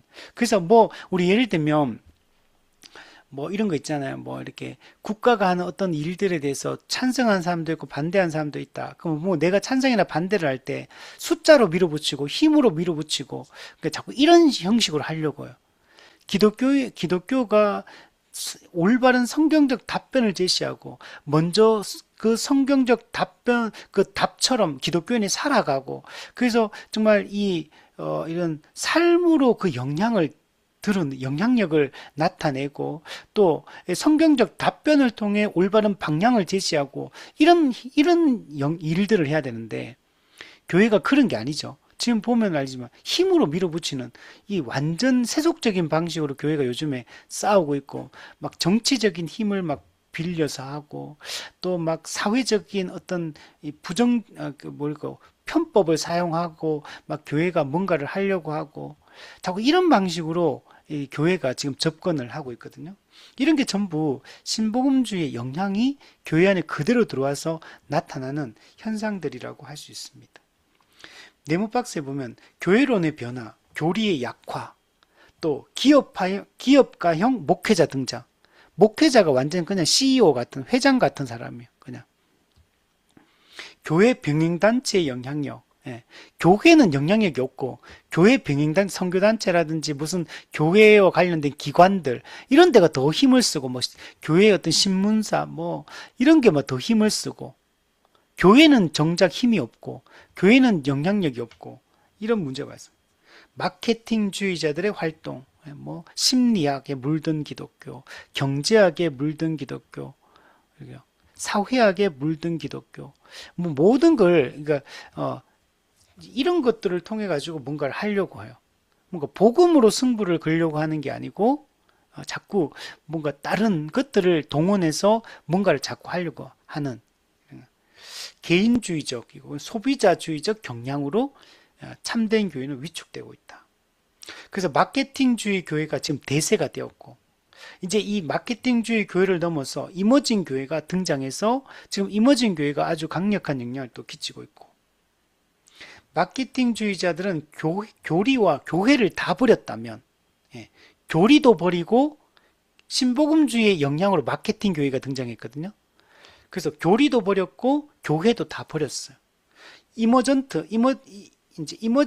이제 교회는 교리를 버리면서도 그 교리는 버려요, 사실은. 근데 교회를 회복하고자 다양한 과거 전통이나 관습들을 도입한 이상한 혼합을 이제 창조하고 있다. 이머징 처치는 사실 겉으로 볼 때는 되게 세련돼 보이고 고급져 보이고 뭔가 그렇게 할 때도 사실은 둘 다 교리를 버리고 있어요.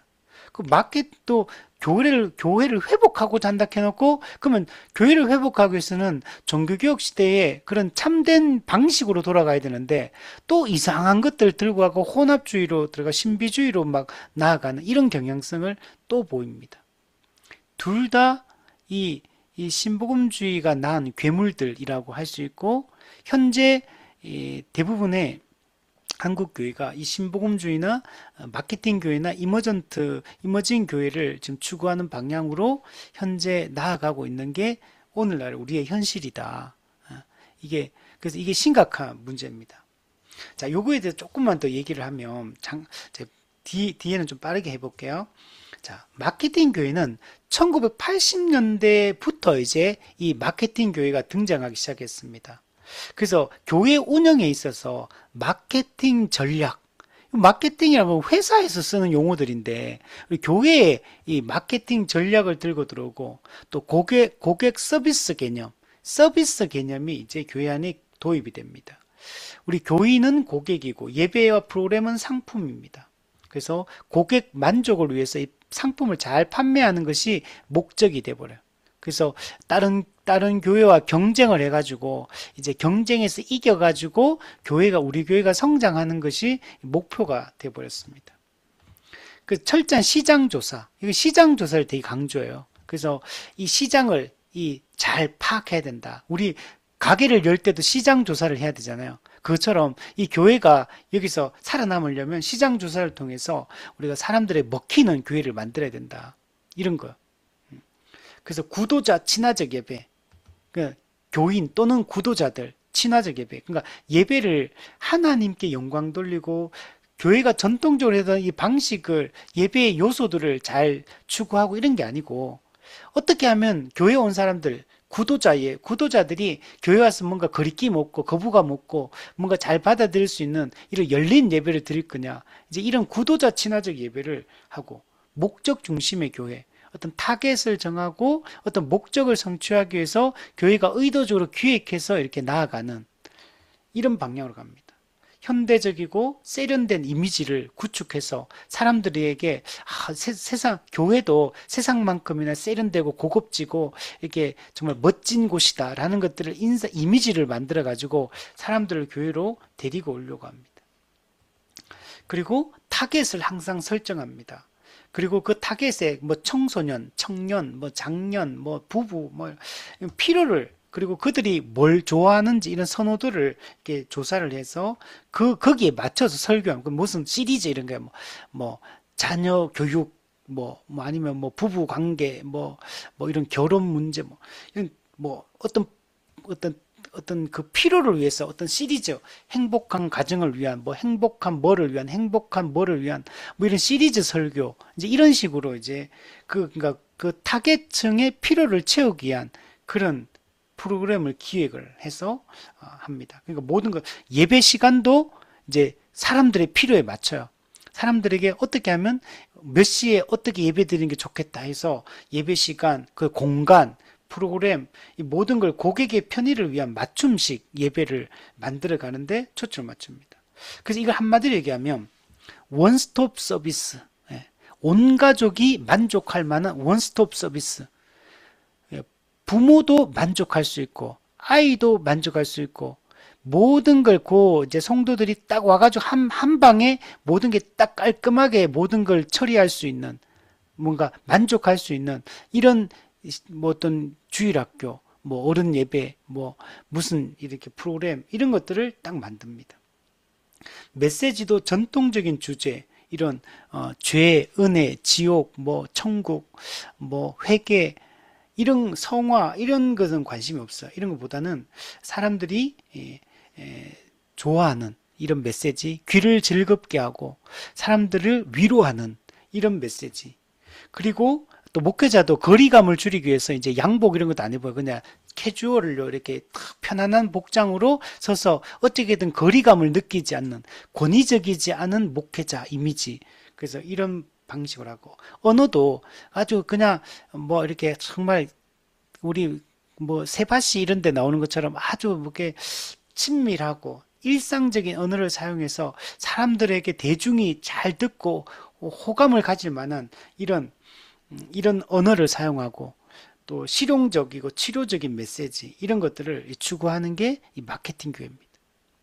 근데 이머징 교회는 이머징 교회는 1990년대 말부터 시작이 돼요.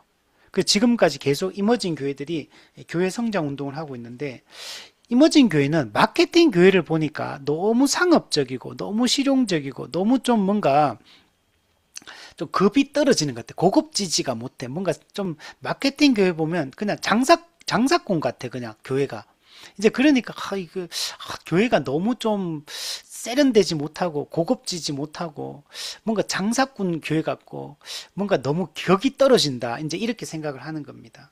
그래서 이제 이런 걸 비판하면서 이머징 교회는 좀 진정성 있는 예배, 좀 영적인 예배, 좀 신비적인 예배, 신비적인 느낌이 드는 어떤 뭔가 되게 좀 영적으로 깊이가 있는 것처럼 느껴지는 이런 예배를 추구를 합니다.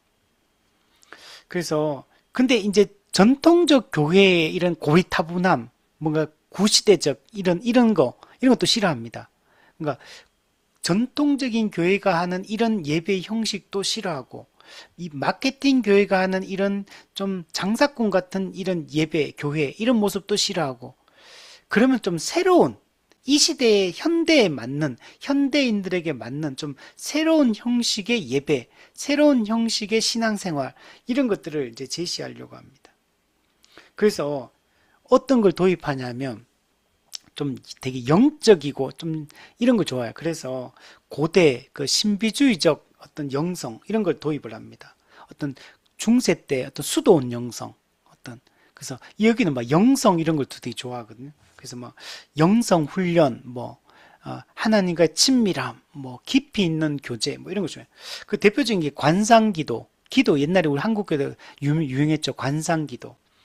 어떤 거냐면, 이제 어떤 우리 외부 소리, 어떤 우리 마음의 잡념 이런 것 좀 다 제거하고 좀 하나님 앞에 좀 조용한 장소에서 좀 조용히 하나님 앞에 엎드려 가지고 좀 이렇게 호흡도 이렇게 딱 규칙적으로 호흡하고 좀 침묵하면서 하나님의 임재에 좀 집중하는 이런 거요. 그러면서 좀 짧은 기도문을 반복합니다. 짧은 기도문 뭐 이렇게 뭐 주님 임하소서, 주님 임하소서, 뭐 주님 임하소서, 뭐 이런 형식의 짧은 이런 것들 막 반복하면서 성령님께 나 자신을 내어 맡기고 이제 조용한 곳에서 편안한 마음으로 모든 걸 내려놓고 성령님께 맡기고 하나님 임재에 집중해서 뭔가 신비적인 어떤 하나님과의 깊은 영적인 친밀함을 느끼는 뭔가 이런 기도. 그게 뭔지는 모르겠는데 하여튼 이런 중세 수도사들이 이게 추구했던 수도원에서 했던 이런 영성 훈련, 관상 기도, 뭐 일기 쓰기 뭐 이런 것들. 이런 신비주의적인 이 요소들을 교회에 도입하려는 거예요. 왜냐면 마케팅 교회를 너무 장사꾼 같이 하니까 너무 이게 격떨어지게 장사꾼 같이 이렇게 하지 말고 좀 우리는 영적이고 좀 신비적인 이런 좀 깊이 있는 진정성 있는 하나님과의 어떤 뭔가를 느껴보자. 뭐 이런 걸 그래서 되게 촛불, 뭐 미술, 음악 이런 것들을 막 사용하는 오감을 자극하는 것. 시각, 촉각, 이런 모든 감각을 총동원해서 하나님을 좀 감각적으로 체험할 수 있는, 좀 느낄 수 있는 이런 신앙의 형태를 추구합니다.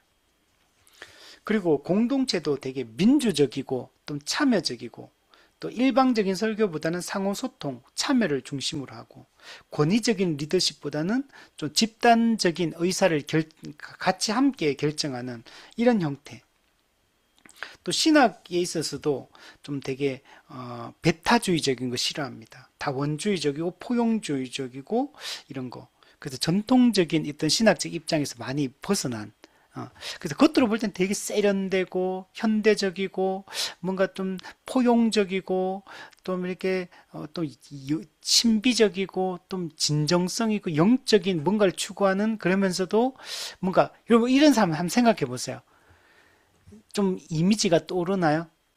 마케팅 교회는 장사꾼 같이 이게 고객 만족 이런 입장에서 늘 이렇게 서비스 제공한 이런 쪽이고 이머징 교회는 좀 고급스러운 좀 깊이 있는 뭔가 있는 것 같은데 되게 민주적이고 참여적이고 소통하고 뭔가 하는 것 같아요. 그러나 전통적인 이 교리, 전통적인 예배 형식 이런 방식은 아니에요. 그래서 이런 게 지금 현재 교회가 가고 있는 이 길입니다. 그래서 마케팅 교회는 이 합리주의, 실용주의를 받아들인 거고 이 이머징 처치는 이 상대주의, 그다음 다원주의 시대의 이런 현대 이 포스트 모더니즘 분위기가 똑같아요. 이 포스트 모더니즘 사가 상대주의, 해체주의, 뭐 이렇게 이게 뭐 다원주의 이런 거 추구하잖아요. 그러면서도 원래 옛날에 이런 말 했거든요. 사회가 점점 과학이 발전할수록 사람들은 종교에 무관심해질 거라고 했거든요. 근데 정반대 현상이 포스트 모더니즘 사회에서 나타나는 현상이거든요. 이머징 처치가 거의 비슷해요. 포스트 모더니즘 사회의 이런 분위기하고 이 이머징 교회가 추구하는 것들이 되게 비슷한 흐름으로 흘러가고 있다라고 볼 수가 있습니다. 자, 마지막으로 일반 학문의 과도한 수용, 이 과학이 우선인가 성경이 우선인가. 자, 이 보수적 복음주의자들은 버나드 램 그리고 에드워드 카넬 이 사람들을 좀 비판합니다. 왜 비판하냐면 이 버나드 램이나 에드워드 카넬 같은 경우는 과학의 관점으로 성경을 이렇게 보려고 했거든요. 그러다 보니까 이제 이 보수적인 복음주의자들이 볼 때는 성경보다 과학을 우선한다 이런 느낌이 자꾸 드는 거예요. 그래서 이 비판을 합니다. 버나드 램 같은 경우는 기독교 과학관이라는 책을 1954년도에 썼는데 거기에 보면 성경과 과학의 관계를 새롭게 정립하려고 합니다. 뭔가 과학과 성경을 좀 친하게 만들려고 이렇게 합니다. 그러면서 아주 중요한 어떤 주장을 하냐면 성경은 과학책이 아니다. 성경은 인간 구원과 관련된 진리를 담고 있는 거다. 그러니까 성경을 설명할 때 이 과학 과학적 사실과 성경을 좀 조화시키자, 좀 유연한 태도를 가지자, 이런 식으로 얘기해요. 그러면서 중요하게 다루는 게 뭐냐면 6일 창조할 때 6일을 우리는 날, 6일 할 때 일을 날을 히브리어로 요음이라고 하거든요. 요음. 그 요음을 우리는 기본적으로 24시간으로 봅니다. 하루가 지났다 하면 그건 24시간이 지났다 이렇게 받아들이는 게 우리 전통적인 해석이거든요. 근데 여기는 어떻게 보냐면 요음을 24시간으로 해석 안 해도 된다. 요음을 어떤 일정한 어떤 긴 기간 또는 시대로 이해해도 된다. 이제 이렇게 설명해요. 그럼 왜? 성경은 과학책이 아니니까. 꼭 과학적 사실에 맞춰서 그렇게 해석할 필요 없다. 이제 이런 식으로 설명하는 거예요. 그러면서 이 사람이 이렇게 하는 이유는 뭐냐면 과학과 성경을 자꾸 뭔가 연결시키고 조화시키고 현대의 과학적 사실과 성경의 기록이 불일치하지 않다라는 것들을 자꾸 보여주려고 과도하게 이런 것들을 받아들이는 거예요. 에드워드 카넬도 마찬가지죠. 기독교 신앙과 현대 학문이 대화할 수 있다. 뭔가 자꾸 접점을 마련하고 우리는 같이 갈 수 있다. 이런 얘기를 자꾸 하려고 하는 겁니다.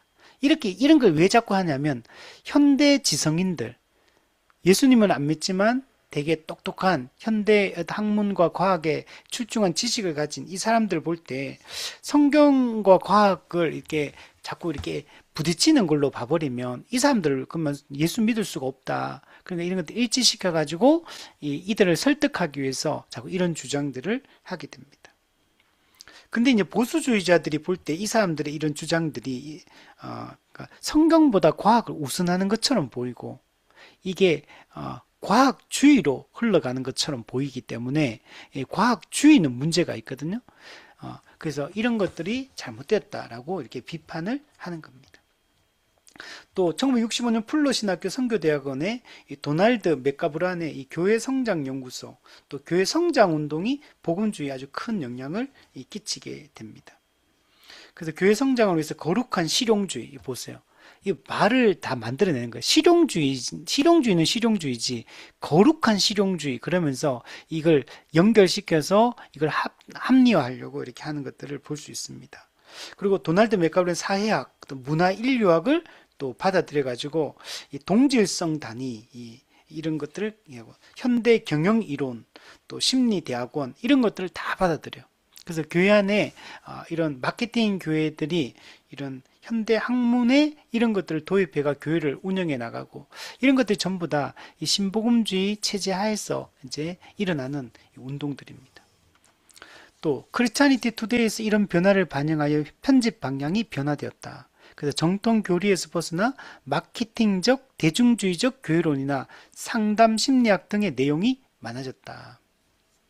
여러분 우리 한국 교회도 한순간에 여러분 교회 청년부 수련회 같은 데 가면 상담 교수들, 상담 심리학 교수들이 이 수련회 강사로 엄청나게 많이 왔습니다. 한동안 이게 엄청나게 유행했거든요. 그래서 교회 안에 목회자들 중에도 교회 안에 성도를 상담하기 위해서 상담 심리를 전공한 목회자들을 교회 안에 따로 두고 음악을 전문적으로 하는 목회자들 음악 목사다 상담 목사다 이런 식으로 해가지고 교회 안에 부목사들도 많이 뽑고 또 이렇게 했던 것들을 볼 수 있습니다. 자, 이런 것들이 전부 다 이런 영향들이다. 자, 그래서 여러 학자들의 평가, 신복음주의는 반지성주의라는 약점을 극복하지 못했다. 실제로는 극복을 못했습니다. 또한 정치 영역이 여전히 반문화적이다. 이 반문화주의를 극복하려고 노력을 했는데 사실 정치 영역에서는 여전히 방어적이고 반문화적인 이런 태도들을 여전히 가지고 있습니다. 왜 그렇게 하냐라고 보면 이제 사실 이들 입장에서는 기독교적 가치를 이렇게 수호하기 위해서 보호하기 위해서 이 반문화적인 태도들을 갖게 됩니다. 그리고 또 기독교의 영향력이 또 이렇게 이 세상 속에 다시 회복하기를 꿈꾸는 이런 마음들도 크기 때문에 그래서 기독교 국가를 지향하진 않지만 거의 그 정도의 개념으로 이 접근해 들어가고 있습니다. 그리고 이슈별 대응을 할 때도 한계를 보이고 있어. 낙태, 동성애, 공산주의, 경제정의, 환경보호, 사회복지, 국제관계 이런 것들을 이제 얘기를 하는데 이게 정말 되게 성경적이고 또 일관적이고 또 올바른 이런 태도를 가져야 되는데 또 그렇지 못한 부분들이 많습니다. 그리고 이 상대주의, 세속주의, 다원주의 등에 이제 맞서서 기독교적 가치관을 관철시키려고 노력을 하고 있는데 이 노력하는 과정 가운데 이 반문화적인 이 성격을 많이 띠고 있습니다. 그래서 이제 신복음주의가 이 근본주의의 반지성주의 또 반사회적 반문화적 태도 이런 극복하려고 했지만 실질적으로는 신복음주의가 이걸 뛰어넘지 못하고 있다는 사실들을 볼 수 있습니다. 자, 결론.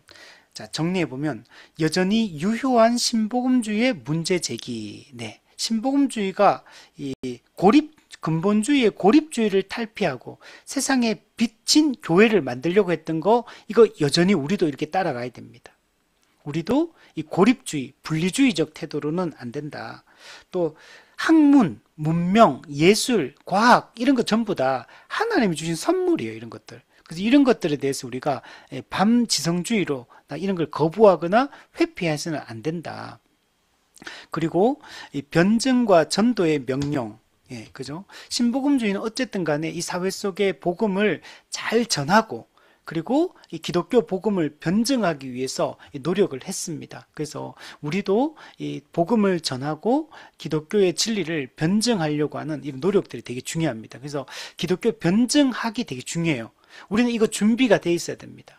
우리는 복음도 잘 알아야 되고 이 세상에 대해서도 잘 알고 세속 세계관에 대해서 잘 알아야 돼. 그래가지고 우리가 이 기독교가 진리라는 사실을 성경이 진리라는 사실을 세상 사람들과 이 변증을 통해서 이들과 대화하고 소통하고 그들의 눈높이에 맞춰서 이야기를 끌고 가고 그들을 설득할 수 있는 이런 우리가 준비가 되는 게 중요합니다. 우리 베드로전서에도 소망에 관한 이유를 묻는 자들에게 대답할 것을 미리 준비해라. 우리 삶으로도 준비해야 되고 지식으로도 준비해서 그들을 잘 우리가 복음을 제시하는 것들이 중요합니다. 두 번째, 정통주의 입장에서 신복음주의 문제의식을 수용해야 된다. 근본적 정통 교리를 수호하려고 했던 거 좋은 거죠. 우리도 이 기독교 근본 진리를 지키기 위한 노력들을 열심히 해야 됩니다. 오늘날에도 이게 매우 많이 무너지고 있거든요. 지금 우리 신복음주의 영향으로 교리가 너무나 지나치게 단순해요. 예를 들면 우리가 복음의 기초나 이런 걸 가르쳐도 사람들이 잘 알아듣지를 못해요. 이걸 겉으로는 아는 것처럼 말하지만 실제로 그 내용을 깊이 있게 이해했느냐 하면 이해를 못했어요, 사실은. 이 교회론을 가르쳐봐도 종말론을 가르쳐봐도 구원론, 칭의론, 성화론 뭐 다 가르쳐봐. 인간론, 삼위일체론 다 아는 것처럼 보이고 다 들은 거 아는 것처럼 하지만 세부적으로 들어가서 물어보면 하나도 거의 대답 못합니다. 그래서 우리는 사실 너무나 이런 교리를 너무 지나치게 단순화해서 이해하고 있고 조금만 좀 신학적인 얘기를 얘기하면 못 알아들어요. 이게 오늘날 교회의 현실이다. 더욱더 심각한 거는 그럼 왜 교회가 이런 것들을 충분히 안 가르치느냐? 목회자가 가르칠 준비가 안 돼 있기 때문에 이 문제가 발생하는 겁니다. 목회자도 복음이 정립이 안 돼 있고 종말론이 정립이 안 돼 있고 칭의론이 성화론이 정립이 안 돼 있다 보니까 가르칠 준비가 안 돼 있는 거예요. 그러니까 목회자가 만약에 이게 알고 있다면 성도들한테 중요하다면 가르칠 거잖아요. 성도들이 못 듣고 못 알아듣는다는 얘기는 목회자가 안 가르치기 때문에 그런 거거든요. 그래서 목회자부터 우리가 회개하고 정말 이 교회적 신학자, 목사 신학자, 교회적 신학자가 목회자들이 다 되도록 해야 되고 성도들도 적극적으로 말씀을 공부하고 배워야 된다. 그냥 단순한 진리를 안다고 해서 그게 끝나는 게 아니라는 걸 우리가 알아야 됩니다. 그리고 성경의 완전 영광과 무호성에 근거한 활동. 네. 자유주의가 이걸 무너뜨렸기 때문에 우리는 이 성경의 완전 영감설, 그리고 성경의 무호성을 우리가 분명하게 믿는 것이 중요합니다. 자, 세 번째. 그러나 이 신복음주의가 대중주의와 반지성주의, 반문화주의로 흘러갔던 거, 이런 것들은 경계를 해야 됩니다. 여러분, 대중적이라는 것과 대중주의는 다른 겁니다. 우리는 고립되면 안 되죠. 분리주의적 태도로 가지면 안 돼요. 그래서 우리는 대중적이어야 됩니다. 그러나 대중주의로 흘러가면 안 돼요. 대중주의는 사람들에게 기독교 진리를 약화시켜서 단순화시켜서 그들이 좋아하는 것만 이런 걸 전하는 걸 대중주의라고 하는 거예요. 우리가 율법 그 자체는 옳은 거예요. 근데 율법주의는 잘못된 거예요. 과학은 하나님의 선물입니다. 그러나 과학주의는 잘못된 거예요. 기독교는 신비적이에요. 그러나 신비주의는 잘못된 거예요. 마찬가지로 우리는 기독교는 반드시 대중적이어야 되고 모든 사람을 대해서 기독교 진리를 가르치고 전해야 돼요. 그러나 대중주의로 흘러가서는 안 된다. 그리고 이 신복음주의가 반지성주의로 흘러갔어요. 처음에는 되게 지성적인 걸 추구를 했는데 근데 실제적인 걸 보면 대중주의로 가다 보니까 결과적으로는 반지성주의로 흘러가게 됩니다. 그래서 우리는 지성적 그리스도인을 만들어요. 우리가 깊이 있게 복음을 알고 다른 사람에게 전하고 가르칠 수 있는 수준으로 세워져야 돼요. 여러분 목회자만 성도들에게 다른 사람에게 복음을 전할 수 있고 변증할 수 있는 사람이 아니라 모든 세례교인이 모든 그리스도인이 변증할 수 있고 복음을 남에게 가르칠 수 있는 준비가 되는 것이 중요합니다. 네 번째, 그럼 어떻게 복음을 전할 거냐? 자, 첫 번째, 근본 교리를 견지해야 됩니다. 그러면서도 열심히 복음 전도를 해야 돼요. 예를 들면 마틴 로이드 존스 목사님이 근본 교리를 가르치고 교리를 수호하는 데 힘썼잖아요. 그리고 깊이 있게 가르치는 데 힘썼잖아요. 우리도 그런 태도를 지녀야 돼요. 그러나 또한 빌리 그레함처럼 또 그 사람들을 우리가 진리로 인도하기 위해서 이 복음 전도에 힘을 쓰는 게 더 많은 사람들에게 복음을 전하기 위한 이 노력들을 하는 것이 필요합니다. 또 세상과 우리 타협하지 않으면서 전도를 해야 됩니다. 여기 좀 내용이 좀 잘못된 것 같아요. 제가 예전에 써놨는데 세상과 타협하면 안 되고 타협하지 않으면서도 세상 속에서 복음을 전하고 거룩하게 살아가는 이게 우리가 가야 될 길이다. 마지막 5번, 우리는 분리주의에서 벗어나서 교회 연합을 추구하는 교회가 되어야 됩니다. 네, 근본주의의 고립주의, 분리주의는 잘못된 겁니다. 교회는 세상과 분리되면 안 돼요. 세상 속에 있어야 돼요. 그러나 거룩해야 되고 또 기독교 교파 안에서도 기독교 우리가 같은 개신교 안에 근본 진리를 동의한다면 우리가 함께 연합해야 돼요. 그러나 그게 연합을 추구하는데 또 그렇다고 해서 그걸 또 교리적 깊이를 우리가 약화시켜서는 안 돼요. 그래서 우리가 올바른 교리적 깊이를 가지고 그러나 또 연합하는 이런 방식으로 우리가 교회가 나아가야 된다. 그래서 어떤 근본, 본질적인 진리, 근본 진리와 관련된 건 우리 절대로 타협하면 안 되고 그러나 조금 비본질적이고 조금 작은 차이, 사소한 차이라면 그건 우리가 연합해서 함께 이 복음을 위해서 우리가 하나님 나라를 위해서 우리가 살아가는 것이 필요하다. 이렇게 우리 말할 수 있습니다.